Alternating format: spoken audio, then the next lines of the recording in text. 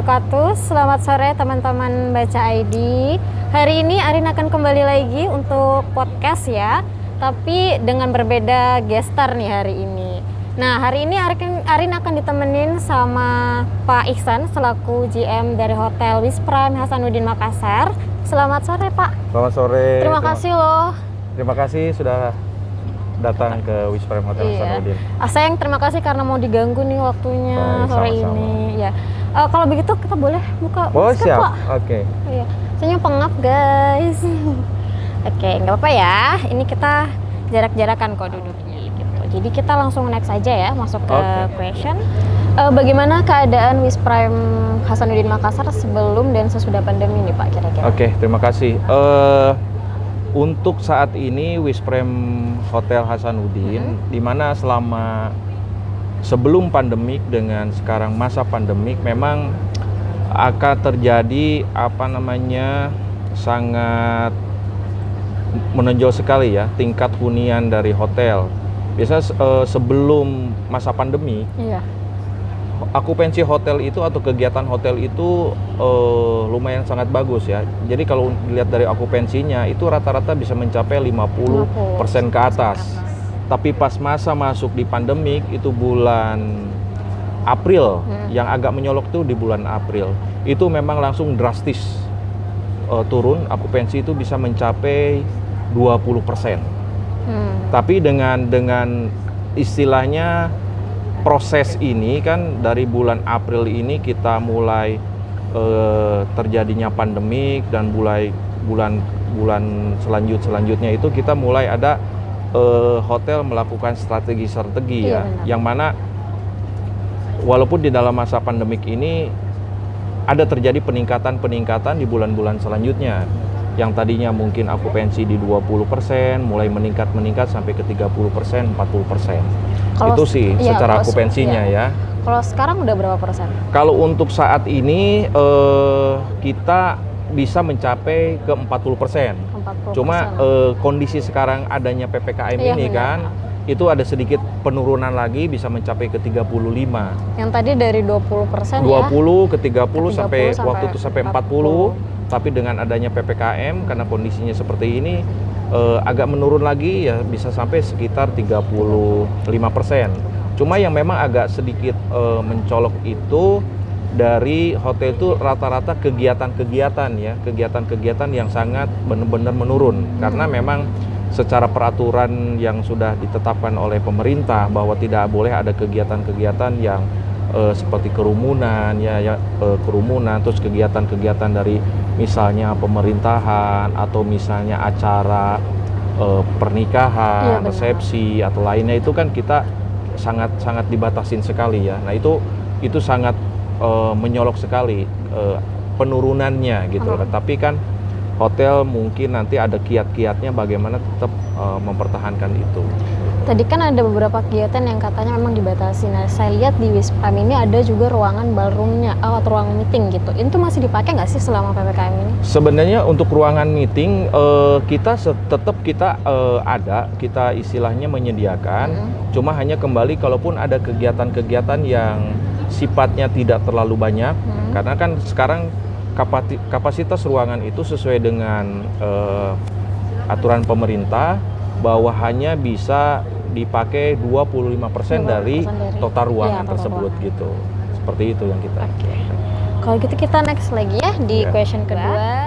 Apa aja yang dilakukan Wisprime Hasanuddin Makassar di kala pandemi ini untuk bisa eksis? Ya, alhamdulillahnya kita kan Wisprime Hotel Hasanuddin ini istilahnya di bawah naungan grupnya Intiwis. Di mana Intiwis ini kan mempunyai kurang lebih 24 unit di Indonesia, salah satunya di Makassar ini Wisprime Hotel Hasanuddin. Jadi secara branding bahwa Wisprime ini sudah go internasional, maksudnya sudah kita publikasikan. Jadi poin itu juga menambah kita masih bisa eksis. Kedua, kita selalu melakukan inovasi-inovasi ya, seperti halnya dalam kondisi seperti ini melihat pasca pasarnya masa pandemik ini seperti apa ya. Misalnya kita siasatinnya, misalnya kita mau bikin satu paket promo, ya kan, baik itu misalnya paket kamar atau paket ya kan, termasuk dengan makanan, paketnya itu seperti itu. Dan ya itu yang perlu kita lakukan, itu inovasi-inovasi untuk mensiasati kondisi saat ini. Karena kan melihat dari demand-nya orang-orang untuk nginap di hotel ataupun istilah membuat kegiatan-kegiatan di hotel itu kan mulai menurun, ya kan? Benar. Mereka juga pasti mikir safety dulu safety-nya ya. Kali, ya. Nah, dari situlah hotel-hotel semua kan melakukan, misalnya kemarin kita ada sertifikasi untuk CAHSE, ya kan? Jadi supaya hotel ini memang hygiene-nya diperhatikan, tingkat keamanannya diperhatikan, kebersihan dan environment-nya hotel juga diperhatikan. Makanya kita tetap melakukan anjuran dari pemerintah juga, itu 5M, ya kan? Menggunakan masker, menjaga jarak, cuci tangan, menghindari kerumunan, dan mengurangi mobilitas di luar, ya kan? Itu kan menjadi satu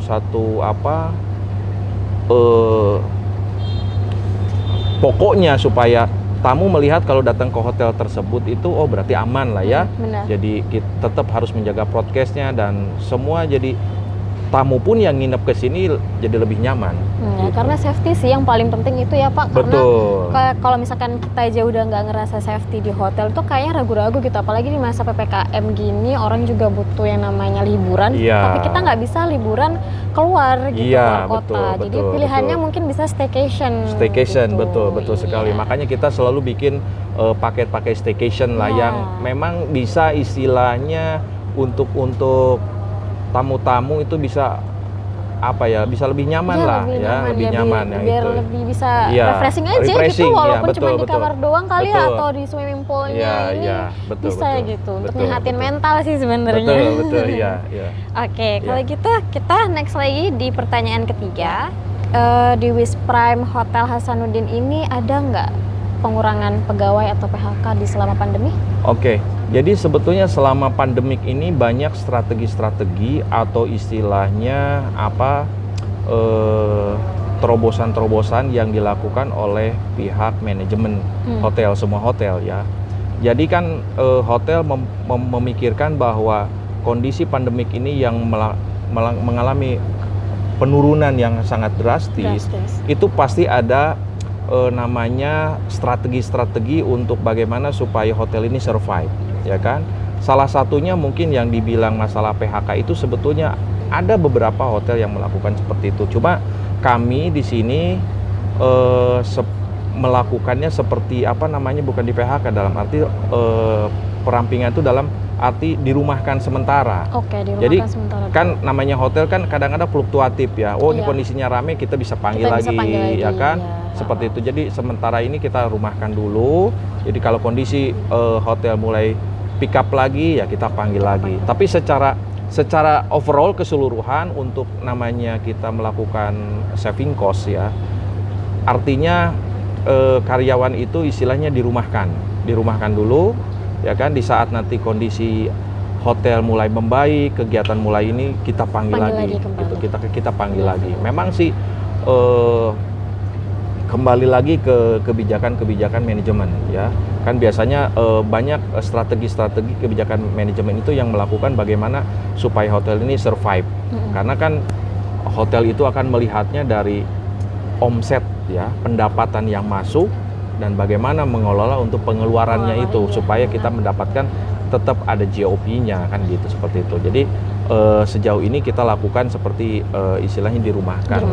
Kayak mungkin shift-shiftan kali gitu ya? Ya, jadi dirumahkan ini, jadi kita begini Mbak, misalnya kita punya tim 10 ya kan, jadi 5 minggu, 1 bulan ini ada 15 hari yang tim A, ntar masuk lagi 15 hari tim B, seperti itulah. Ganti-gantian gitu guys. Jadi sip-sipan betul sip-sipan. Seperti itu. Biasanya sip-sipan. Oke, berarti emang nggak ada ya istilah dalam PHK, kita tetap di backup semua. Iya, kita hanya meminimais saja bagaimana caranya gitu. Tiba-tiba ada makanan guys. Apa ya ini? Coba Pak, kan ini tadi aku udah ngobrol dulu ya. Ini ada 3 menu makanan yang baru ya ini, yang ini baru, ya. yang ini signature, yang ini juga baru. Ini baru juga. Baru juga. Iya. Kenapa kalian ngiler?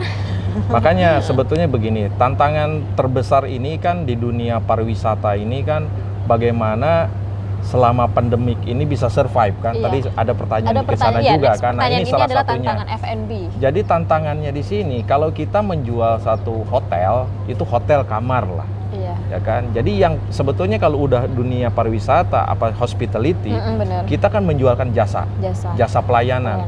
Bagaimana keramah tamahannya karyawan, terus kebersihannya dari hotel, iya. ya kan, pelayanan yang prima. Nah, salah satunya juga kita mempunyai produk, yaitu yang kita buat selain dari kamar ya, ini. di produk di F&B. Produk Nah, di F&B. di F&B ini kalau orang yang punya inovasi yang tinggi, sekarang dalam masa pandemik ini orang berlomba-lomba untuk membuat bisnis usaha kuliner. Iya benar. Ya, kan? Karena waktu pandemi kan bingung mau bikin apa gitu. Jadi kayaknya bikin kok masak enak kali ya, nyobain masak gitu. Dan sekarang jadi kreasi seperti ini. Iya, makanya kita buatkan setiap bulan itu kita ada namanya monthly promotion untuk di F&B ya. Ini salah satunya kebetulan karena di bulan Agustus kita ada temanya merah putih. Nah, ini ada burger merah putih namanya kah? Burger merah putih. Jadi ya kan, ini paket untuk bisa 2 atau 3 orang lah ya.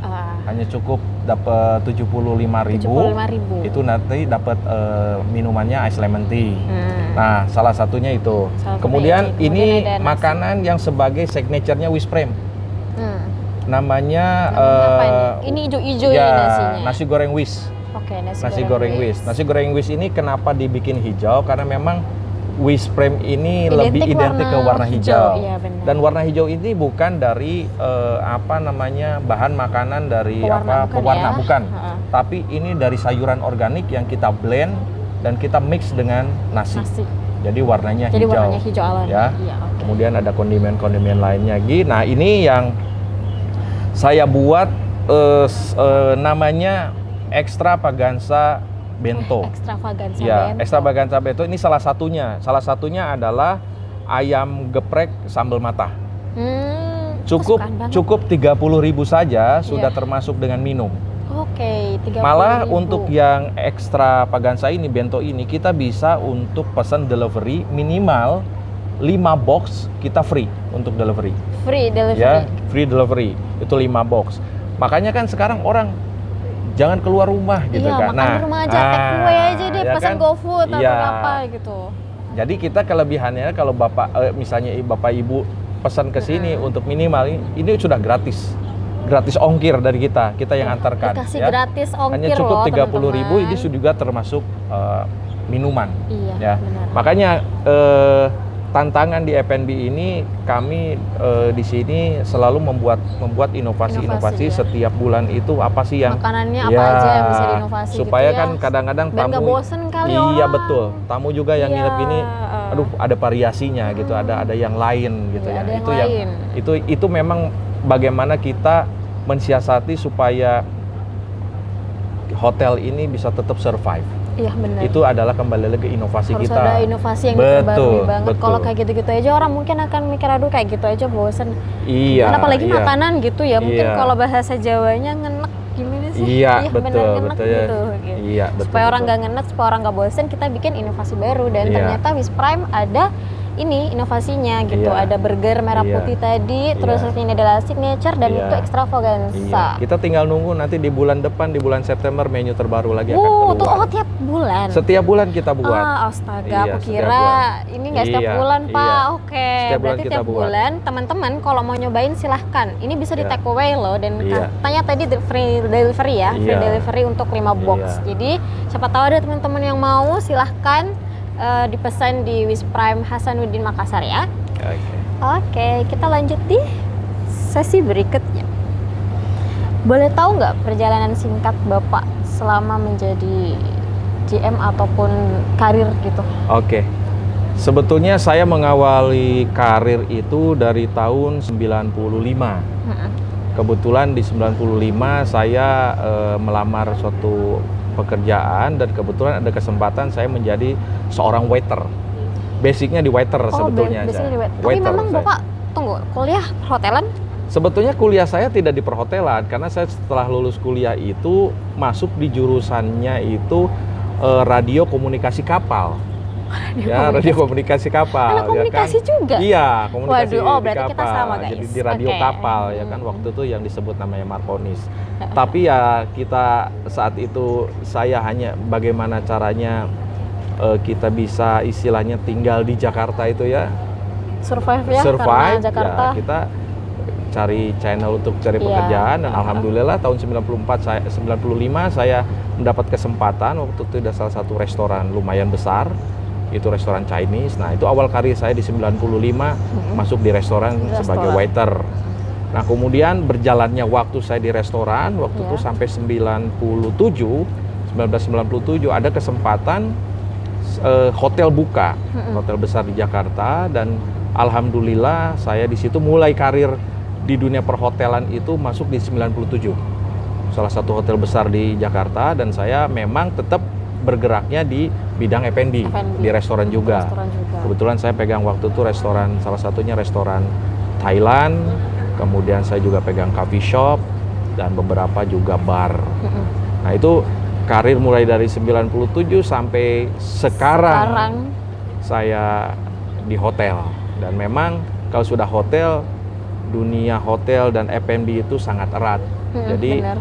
memang makanya saya bilang kalau hotel gak ada makanannya tuh nah gimana itu gitu jadi ya? tantangannya, kreativitasnya itu di F&B itu sangat tinggi ya, sangat menantang sebetulnya kalau F&B itu. Jadi tergantung kita apakah punya konsep, kita punya kreativitasnya nggak untuk di situ. Kalau kita punya fashion di sana, itu simple sih sebetulnya, karena yang namanya kita berbicara satu produk bisa dibikin jadi 10. Contoh nasi lah. Nasi goreng warna putih bisa merah, bisa hijau, bisa nasi goreng apa ataupun yang lainnya. Itulah yang kita bisa kreasikan. Makanya bagaimana kita survive itu ya kita harus memang satu berusaha, dan kreativitas kita yang harus dituntut untuk lebih ini lagi gitu untuk kan. kreativitas F&B ya. Iya, betul sekali. Terus kenapa kok bisa jadi GM? Kenapa nggak jadi chef aja? Nah, hayo. Sebetulnya saya karena memang backgroundnya di F&B-nya di F&B service ya, lebih ke SOP tentang service, nggak memang ke kitchen. Iya, di hospitality-nya saja. Jadi saya senang ketemu dengan tamu, karena kalau di dunia F&B itu di restoran itu, di hotel apalagi, ketemu tamu itu setiap hari pasti beda-beda. Iya. Ketemu dengan ini, ketemu dengan karakter orang yang karakter banyak semua gitu, orang, beda-beda. ketemu orang lokal, ketemu orang bule dan lain-lainnya. Itulah menjadi tantangan kita untuk bagaimana kita bersosialisasi. Karena ilmu itu tidak hanya kita bisa dapat di akademi saja. Iya, benar. Karena pengalaman itu sebetulnya ya, pengalaman itu yang gitu. Nah, dari pengalaman itulah saya berjalan di beberapa hotel. Ya memang keluar masuk hotel itu udah ini tuh biasa kan, karena kita memang merubah karir. Dan alhamdulillah tahun 2019 saya tadinya di posisi F&B, dan saya alhamdulillah dipromosikan waktu itu, dipercaya untuk pegang salah satu hotel bintang 4 di daerah Nusa Tenggara Barat. Nah, itu saya mulai 2019 sebagai GM hotel bintang 4. Nah, dari situ mulailah karir saya untuk GM gitu kan, sampai sekarang dengan beberapa hotel, dan alhamdulillah sekarang saya bisa memanage Wisprem Hotel Hasanuddin Makassar. Capek nggak sih ketemu banyak orang Pak yang beda-beda karakternya? Sebetulnya kalau dibilang capek tidak ya, karena sebetulnya dunia hospitality itu justru kita lebih senang ketemu dengan tamu. Kadang-kadang kita bisa sharing, kita bisa berbagi cerita, walaupun itu keluhan tamu. Itu sebetulnya kalau di dunia hospitality itu, kalau ada tamu misalnya ada ngasih masukan ya, seperti komen lah atau komplain, itu buat saya pribadi itu adalah hadiah. Komplain itu buat saya hadiah. Prinsipnya hadiah. Karena gini, kita dikasih tahu, Pak, misalnya ini ada yang kurang ini, Pak, ini kurang. Nah, itu berarti masukan. Itu dan harus diperbaiki. Jadi untuk dievaluasi ya, Pak. Next jadi tidak ada lagi komplain-komplain lain. Nah, itu jadi makanya saya bilang complaint is a gift. Satu hadiah buat kita. Nah, itulah kita harus belajar dari sesuatu kesalahan. Ada tamu yang pernah rese enggak sih? Sebetulnya kalau tamu ya tergantung ya, tergantung. Tergantung. Kadang-kadang ada yang Ada yang rese demanding. banget Nah gitu itu ya nggak? kan demanding kan. Demanding itu yang, wah saya maunya seperti ini, maunya seperti ini, maunya seperti ini, seperti. Ya kita bisa jelaskan. Kalau memang kapasitas kita bisa memberikan seperti ini, sebatasnya ini kita jelaskan Kan baiknya. pasti punya SOP sendiri Betul. ya. Jadi misalnya, oh ini seperti ini Pak aturannya, oh ini kita bisanya seperti ini. Kalau memang kita tidak bisa, mohon maaf kita bisanya seperti. Tapi kita harus tetap memberikan alternatif. Nah Ya, itu, jadi nah itu. oh maaf tidak bisa, nggak bisa. Pak kita sebenarnya tidak bisa, tapi kalau Bapak mau nggak seperti ini. Jadi harus memberikan solusi Dikasih kepada tamu. solusi, Jadi dikasih jangan pilihan. nggak bisa, sudah. Ya, tamu Dibiarin juga, gitu kan, kadang ada tuh orang kayak gitu dibiarin betul. aja. Jadi kita karena harus memberikan rese solusi tamunya. kepada. Jadi tamu juga akan rasanya, oh iya ya, Oh, iya, iya. oh iya bisa. Nah itulah hal-hal yang di dunia industri hospitality ya. Bener. Kita kalau melayani tamu itu satu, yang penting satu ya, harus dari hati. Iya benar. Itu Kerjanya harus dari pakai hati. Dari hati. Kalau kita nggak dari hati ya ketemu tamu Ogah-ogahan, boro-boro, iya Tapi banget. kalau sudah tamu ini adalah raja, ya memang harus kita layani dengan baik. Bagaimanapun keadaannya, bagaimanapun kondisinya, kita harus tetap melayani tamu dengan baik. Itulah kuncinya. Itu kuncinya ya buat teman-teman mungkin ada di sini yang mau di perhotelan juga, kuncinya adalah pakai hati. Iya. Oke, Mbak Arin. Iya. Jadi sambil kita Chit-chat kan lagi. ngelihat Lihat, ini iya, makanan kan makanan ngiler sih exciting dari banget tadi. kan. Nah, alangkah baiknya Dicoba mari ya. dicoba dulu. Ini apa sih namanya tadi? Ini namanya adalah Whizzer Punch. Whizzer Punch. Jadi Whizzer Apa Punch nih? itu dibuat dari strawberry syrup, Strawberry syrup, orange syrup, orange syrup. sama top with soda. Oke. Nah, itu ada jadi mixnya soda-sodanya. ini. Nah, makanya kita buat layer. Iya, layer. Padahal sebenarnya secara basicnya itu simple, hanya simple sirup dari strawberry, Strawberry, orange, sama top with sama soda. with Tapi soda. kenapa kita buat layer? Iya, kenapa Nah, itu bisa kayak ini tekniknya. Oke, Nah, ada tekniknya seperti halnya ternyata. dari saya ini namanya melon splash. Iya. Jadi melon sirup, top with soda, With soda. dan kita dikasih garnish-garnishnya selasi. Iya. Boleh bikin dicoba. Enak. Ini nih aku kayak ngerasa bubble gum. Seperti bubble gum. Iya, yang ini kayak bubble gum. Iya. Aku ngerasa kayak bubble gum, padahal bukan warna bubble gum ini tadi. Iya kan? Ya, itulah. Enak loh guys. Silahkan dicoba ya. Siapa tahu ada teman-teman yang datang ke sini, silahkan dipesan yang apa tadi namanya ini? Ini Whizzer Punch. Whizzer Punch. Yang ini Melon Flash. melon flash. Jadi silahkan teman-teman dipesan. Oke. Bagi teman-teman yang mau datang ke Wisprem Hotel Hasanuddin Makassar, silakan datang ke sini di Jalan Sultan Hasanuddin Makassar nomor 4. Ya. Kebetulan persisnya kita di area kuliner, daerah Somba Oku, Taman Macan, ya. Ke bandara ya Pak? Dekat sekali ke bandara, sekali ke jadi bandara. nggak usah takut-takut karena fasilitas hotel di sini alhamdulillah juga komplit. Bisa Safety juga. bawa keluarga Iya, benar. untuk berenang, ya kan? Bagi rekan-rekan yang punya ada kegiatan meeting, birthday ataupun apa, kami bisa memfasilitasin. Dan tidak juga menutup kemungkinan bagi Anda yang mau untuk nongkrong-nongkrong, makan nongkrong-nongkrong siang, cantik. makan sore, silakan. Iya. Produk kita tetap selalu update Update setiap bulannya, bulan. ya, nggak usah khawatir, Nggak usah khawatir. dengan menu-menu yang luar biasa dan inovasi yang luar biasa. Kami tunggu kedatangannya. Selamat sore. Oke, kalau begitu terima kasih untuk Pak Ihsan. Terima Sudah kasih chit-chat banyak. sore hari ini ya Iya. Pak. Thank you. Nanti lain Sama-sama. kali kita akan bikin konten lagi. Oke, terima Terima kasih. kasih teman-teman podcast BCID. Wassalamualaikum warahmatullahi wabarakatuh. Dadah.